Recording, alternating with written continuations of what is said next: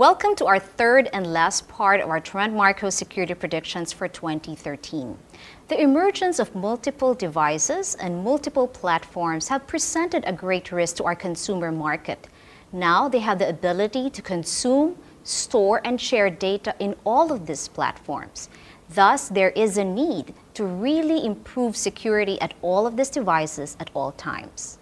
Now let's focus on this consumer market and how will be Trend Micro's reaction in 2013 on this market. So we still have Raimund Genes joining us for this segment.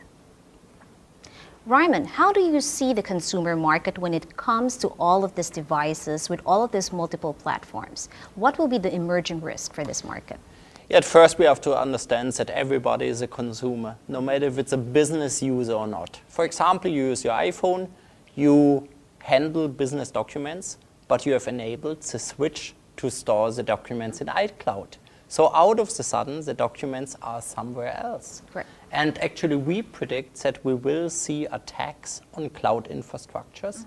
If you think about it, it's nice to collect the login information from one computer by infecting it with a keylogger. It's wonderful to attack a cloud infrastructure and get 100 million user records. And we've seen this already. So this might happen. Number two is actually we see that the bad guys are also using cloud infrastructures. They are just buying computing space, computing powers with Amazon Elastic Cloud and with other providers. So they not only use the cloud by hacking into the cloud, they also abuse the cloud for their purposes. And with this, automatically all connected devices. Right.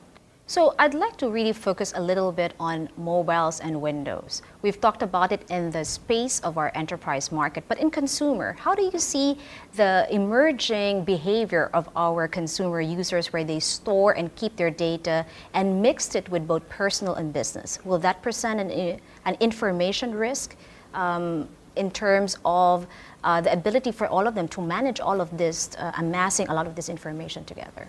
Yeah. Information risk number one is username and password. Unfortunately, the users use the same username, which is normally the email address, and the password over and over again. Please, I know it's difficult, but use a different password for each of your accounts. So if one account is breached by, for example, hacking the cloud infrastructure, not everything is breached. Your digital identity really could be at risk.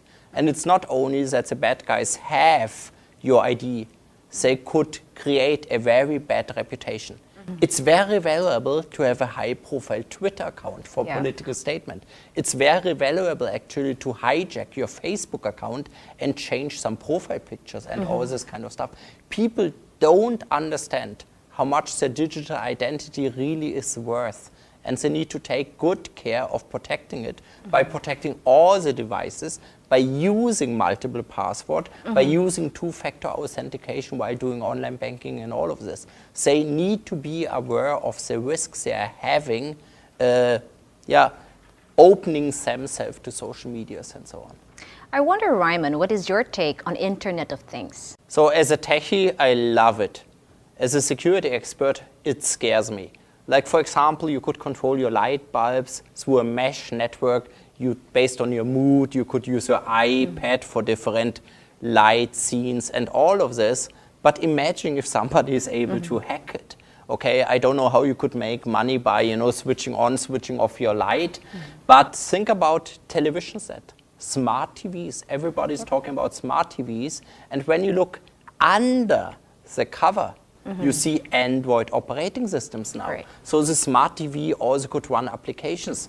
So what about if cyber criminals are getting into your smart TV and when you want to watch a sport event, out of the sudden you have a pop-up, pay me $10 extra to watch it. So you actually could hijack TV, and I believe that bad guys could make money with it. So if I could envision this, the bad guy could envision this as well. So the Internet of Things, having everything controlled in your house and so on, is convenient, but it also might be a new attack vector for cybercriminals. Let's see what's happening, but somehow it's scary. Right.